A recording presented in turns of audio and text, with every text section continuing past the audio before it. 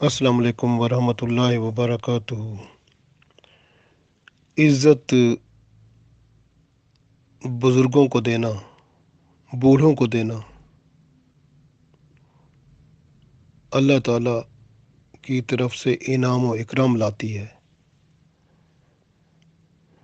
बूढ़े लोग काबिल इज़्ज़त हैं, उनकी खिदमत की जाए, उनकी इज़्ज़त की जाए, उन पर रहम किया जाए और हो सके तो उनकी ज़रूरतें पूरी की जाएं।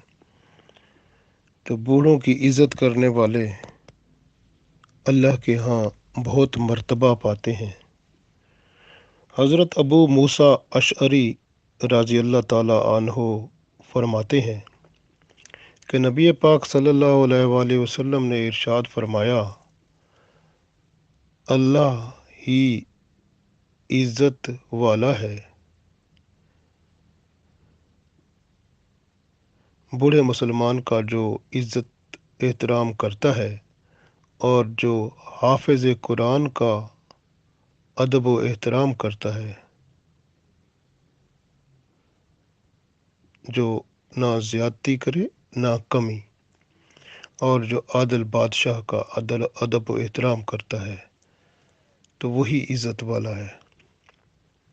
यानी अल्लाह ताला उस बंदे को इज़्ज़त अता फरमाता है, इकराम अता फरमाता है जो बूढ़े मुसलमान की इज़्ज़त करता है, उसका एहतराम करता है, और जो हाफिज़ कुरान की इज़्ज़त करता है, उसका एहतराम करता है और ना उससे ज़्यादती करता है और ना कमी करता है, बल्कि उसका एहतराम और इज़्ज़त करता है और आदिल बादशाह की इज़्ज़त करता है, तो अल्लाह ताला भी उसको एहतराम और इज़्ज़त अता फरमाता है। ये हदीस अबू दाऊद में मौजूद है। हज़रत अनस रज़ी अल्लाह ताला अन्हु फरमाते हैं कि एक बूढ़ा रसूल पाक सल्लल्लाहु अलैहि वसल्लम के पास आना चाहता था। लोगों ने उसे जगह देने में देर कर दी, तो रसूल पाक सल्लल्लाहु अलैहि वसल्लम ने फरमाया, जिसने छोटों पर रहम ना किया और बड़ों की इज़्ज़त और एहतराम ना किया, वो हम में से नहीं है। तिरमिज़ी शरीफ में यह हदीस है। गोया बुज़ुर्गों का एहतराम बहुत ही ज़रूरी है। आप सल्लल्लाहु अलैहि वसल्लम ने यहाँ तक फरमा दिया था कि वो हम में से नहीं है, तो लिहाजा बूढ़ों का, बुज़ुर्गों का एहतराम करना बहुत ज़रूरी है। ये हदीस तिरमिज़ी शरीफ में मौजूद है। हज़रत अनस रज़ी अल्लाह ताला अन्हु फरमाते हैं कि रसूल पाक सल्लल्लाहु अलैहि वसल्लम ने फरमाया, जिस जवान ने बूढ़े की ताज़ीम की, उसके बुढ़ापे की वजह से अल्लाह ताला उसके वास्ते ऐसा शख्स मुकर्रर फरमाएगा जो बुढ़ापे में इसकी ताज़ीम करेगा। सो गोया ये हदीस तिरमिज़ी शरीफ में मौजूद है। तो गोया इस हदीस में हज़रत अनस रज़ी अल्लाह ताला अन्हो ने रसूल पाक सल्लल्लाहु अलैहि वसल्लम की इस बात को बयान फरमाया है कि जो बंदा, जो जवान आदमी या जवान वो बूढ़े की इज़्ज़त करता है, उसका एहतराम करता है, उसके बुढ़ापे की वजह से अल्लाह ताला उस वक्त जब वो बूढ़ा होगा, तो अल्लाह ताला उसकी इज़्ज़त करने वाले भी बंदे पैदा फरमा देगा। तो ये कितनी बड़ी बात है। आज अगर बंदा किसी का एहतराम करेगा तो कल बुढ़ापे में उसको भी इज़्ज़त एहतराम अल्लाह ताला उसका भी करा देगा। तो ये कितनी शान की बात है। हज़रत अबू तुफ़ैल रज़ी अल्लाह ताला अन्हु फरमाते हैं कि मैंने मकाम जाराना में रसूल पाक सल्लल्लाहु अलैहि वसल्लम को गोश्त तकसीम करते देखा। अचानक एक औरत आ गई और आप सल्लल्लाहु अलैहि वसल्लम के जब वो करीब पहुंची तो आप सल्लल्लाहु अलैहि वसल्लम ने उसके लिए अपनी चादर बिछा दी और वो उस पर बैठ गई। तो मैंने लोगों से पूछा, ये औरत कौन है? تو انہوں نے کہا یہ رسول پاک صلی اللہ علیہ وآلہ وسلم کی ماں ہیں جنہوں نے آپ صلی اللہ علیہ وسلم کو دودھ پلایا تھا۔ ابو داود میں یہ حدیث موجود ہے۔ گویا دو بزرگ جو والدین ہیں، بوڑھے ہیں، ان کی بھی عزت کرنی چاہیے اور احترام کرنا چاہیے۔ اور ایک اور حدیث ہے، یہ حدیث جو ہے ابو داود میں موجود ہے۔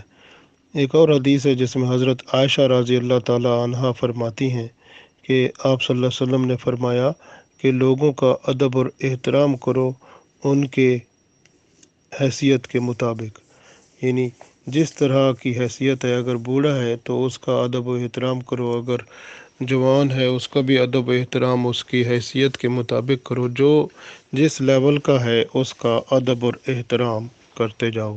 اور سب سے بڑی بات یہ ہے کہ ماں باپ کا ادب و احترام جو ہے وہ بھی بہت ضروری ہے، کیونکہ ماں باپ جو ہے بندے کو پال پوس کے جوان کرتے ہیں، بچے بڑے ہو جاتے ہیں اور پھر ماں باپ کو بھول جاتے ہیں۔ تو ماں باپ کی عزت اور احترام بھی بہت ضروری ہے۔ اور ماں باپ میں سے جب باپ ہوتا ہے وہ جنت کا مرکزی دروازہ ہے۔ اگر بندے نے باپ کی عزت کی تو سمجھو اللہ کی عزت کی، کیونکہ باپ کی رضا اللہ کی رضا ہے۔ اور ماں کی عزت اور ادب جو ہے وہ اس لیے کہ ماں کی ادب کیا، ماں کی عزت کی تو جنت پا لی، کیونکہ ماں کے قدموں میں جنت ہے۔ اسی طرح آپ دیکھ لیں کہ تو جو ماں باپ جو ہیں شفقت اور مہربانی کا منبع ہے، تو اولاد کو بھی ان کے ساتھ اسی طرح کا سلوک کرنا چاہیے کہ وہ بھی ماں باپ کے لیے شفقت اور محبت کا ایک مثال بن جائیں۔ اور کیونکہ باپ کی رضا میں اللہ کی رضا ہے اور ماں کے قدموں میں جنت ہے۔ ان دونوں کی خدمت بندے کو بڑا رتبہ عطا فرماتی ہے۔ ماں باپ کی خدمت اور اطاعت سے رزق اور عمر میں برکت ہو جاتی ہے۔ ماں باپ کو ایک بار، یہ مسند احمد میں حدیث ہے، اور ماں باپ کو ایک بار دیکھنے سے، شفقت کی نظر سے دیکھنے سے ایک مقبول حج کا ثواب ملتا ہے۔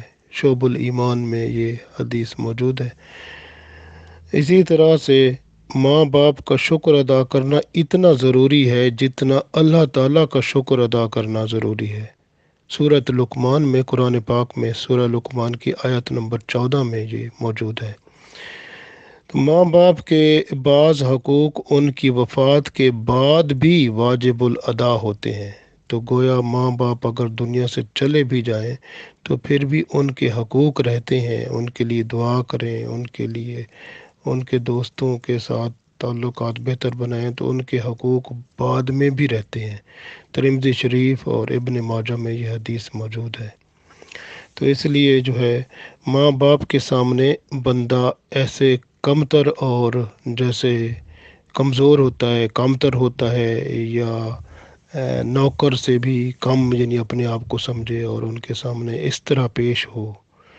یہ سورہ بنی اسرائیل کی آیت نمبر 24 میں اللہ نے ارشاد فرمایا، ماں باپ کا جو نافرمان ہوتا ہے اللہ تعالیٰ نے اس پر جنت حرام کر دی ہے۔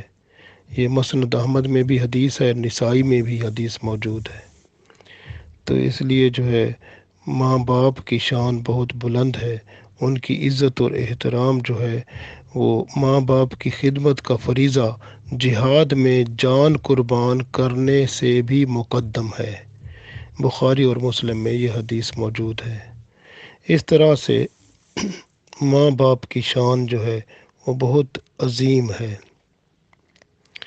اللہ تعالیٰ جو ہے وہ اس بندے پر کرم فرماتا ہے جو ماں باپ کا ادب و احترام کرتا ہے، اور ماں باپ اگر ان کے سامنے اف تک نہیں کہتا اور ادب و احترام کے ساتھ ان کی خدمت کرتا ہے۔ اور جو بوڑھے ہو جاتے ہیں تو ماں باپ میں سے کوئی ایک بوڑھا ہو جائے تو اس کی خدمت کر کے بندہ جو جنت نہیں پا سکتا وہ بدبخت ہوتا ہے، کیونکہ رسول پاک صلی اللہ علیہ وسلم نے ایسے بندے کے لیے آمین فرمایا تھا۔ تو اس لیے جو ہے ماں باپ بھی، ان کی بھی قدر و عزت چاہیے اور کرنی چاہیے، اور جو بوڑھے ہیں بزرگ ہیں ان کی بھی قدر اور عزت کرنی چاہیے۔ اللہ تعالی ہم سب کو عزت اور احترام کرنے والا بنائے، آمین۔